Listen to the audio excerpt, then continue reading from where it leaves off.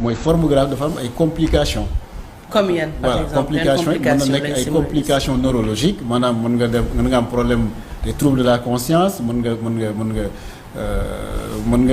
nga convulser def ay crises convulsives. est-ce que loolu mooy indi hallucination yi parce que parfois da ngay sibru di am affaire yooyu gis yooyu dégg alors que ça n'existe pas. exactement si ça fait partie des symptômes donc de la forme grave.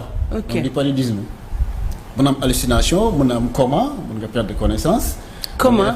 oui bien sûr mën nga def ay crises convulsives maanaam di def crise généralisée wala localisée.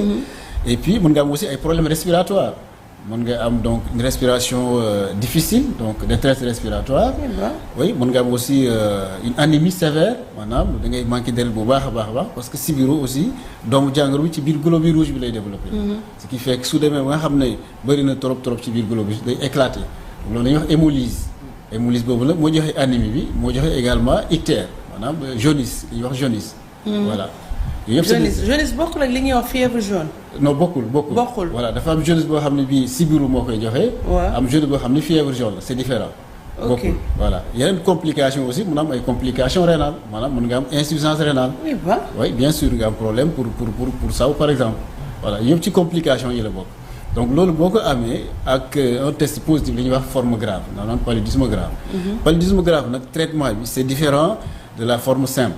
parce que forme simple bi comprimé la te mën nga ko jëlee à la maison kër ga. mais bu dee paludisme grave la maanaam sibiru forme bu grave bi dans ce cas là il faut nga dem hôpital il faut ñu hospitaliser la te traitement bi c'est des injections. maanaam soit dañ lay piqûre wala même ñu perfuser le médicament bi. ensuite da ngay soxla aussi perfusion de soluté parce que ku def forme grave le plus souvent doo mën lekk doo mën naan et puis yenn saa yi sax déjà sibiru rek dootoo mën ti lekk sa gémmiñ bi dara. exactement maintenant su demee nag ba nga xam ne forme grave bi la moom ça veut dire que là dootoo mën a defati dara du tout donc ce qui fait que dañ lay hospitaliser et lu ci ëpp mooy service de réanimation dañ lay hospitaliser donc defal la perfusion yi defal la traitement bi par voie injectable. ensuite am ñoo xam ne sax dañuy soxla oxygène par exemple su fekkee da nga am anémie sévère nga am aussi détresse respiratoire loolu aussi ça veut dire que da ngay soxla oxygène voilà donc loolu mooy traitement bu forme grave.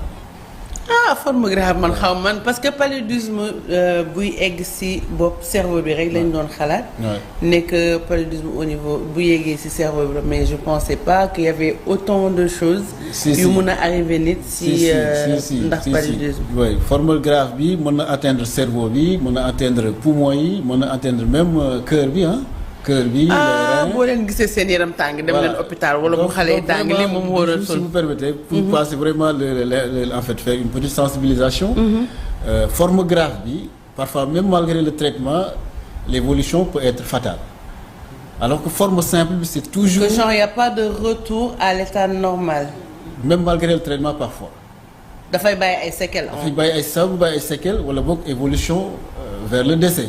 parce que damay gis ci information on dit que paludisme chaque minute dina am benn décès. c'est ça lié au paludisme dans le monde. donc la mortalité est très élevée. forme grave bi moo voilà forme grave bi mooy joxe décès. forme simple bi du joxe décès. donc moo tax vraiment ñu ñaax population bi ku am fièvre ku sa yaram tàng première chose bi nga war a def mooy nga dem consulter soo demee consulter ñoom dañ xam ne test rapide bi la ñu war a njëkk def. parce que c'est gratuit et c'est disponible partout. bu ñu defee test rapide bi bu positif ñu xam ne lii palu simple la ñu traité la jox la comprimé c'est gratuit aussi comprimé. nga naan sa comprimé ñetti fan nga wër am sa am. mais forme grave bi lan moo koy indi le fait de bàyyi maladie bi mu yàgg. ci sa biir yaram mu yàgg ci sa biir yaram wala ñu bañ ko traité aussi. parce que même quand le diagnostic est tardif maanaam nga am sibiru bi benn fan ñaari fan. sa yaram bi di tàng sa bopp di métti nga bañ a dem hôpital mu ngi continuer di développer sa biir yaram.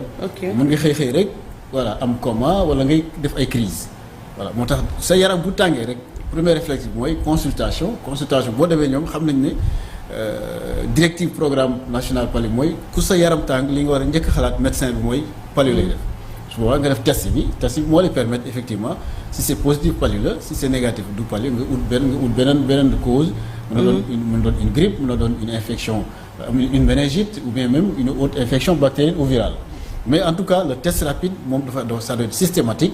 Et c'est ça qui nous permettra de décider de la suite. Maintenant, su fekkee ne le diagnostic est fait au bon moment, le traitement par voie orale également au bon moment, c'est toujours l'évolution, c'est toujours vers la guérison.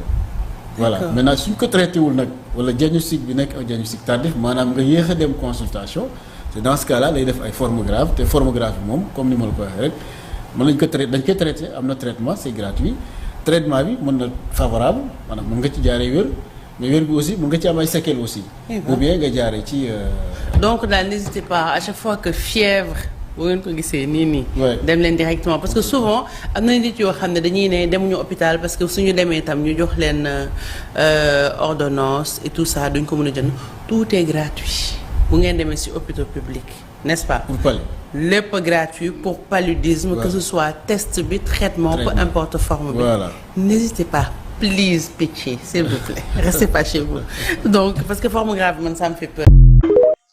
L'anophèle, moustique qui prolifère en zone tropicale, n'est que le moyen de transport, le vecteur, du paludisme. Le véritable coupable, c'est le parasite qu'il transmet, le plasmodium.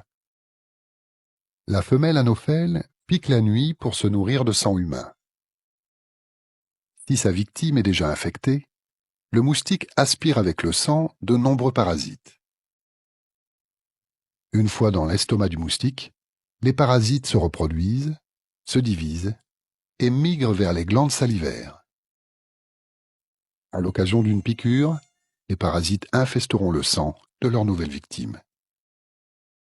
Dans le corps humain, le plasmodium entame une phase de multiples mutations. De sporozoïte, il devient trophozoïte, puis schizonte, puis mérozoïte, et enfin gamétocyte. Toutes ces métamorphoses lui permettent d'échapper au barrage dressé par le système immunitaire de ses victimes. La première destination du parasite, c'est le foie, que le parasite atteint via le sang. Ici, aucune réaction du corps humain. Le parasite peut alors tranquillement infecter les cellules du foie et se multiplier. Jusqu'au jour où les cellules du foie éclatent et libèrent massivement les parasites dans le sang, provoquant les premiers symptômes, des frissons. Les parasites contaminent ensuite les globules rouges, s'y multiplient rapidement et les font éclater. Une nouvelle génération de plasmodium contamine le sang et pourront être aspirés à leur tour par un nouveau moustique. Le cycle est bouclé. L'éclatement des globules rouges provoque un accès de fièvre de quelques heures, caractéristique du paludisme. Frissons, chaleur et sueur se succèdent. Ces poussées de fièvre se répètent tous les 2 ou 3 jours. Dans le cas du Plasmodium falciparum, le paludisme peut atteindre d'autres organes, comme le cerveau, et évoluer vers des formes sévères, voire mortelles. Les populations qui ont contracté plusieurs fois la maladie deviennent partiellement immunisées.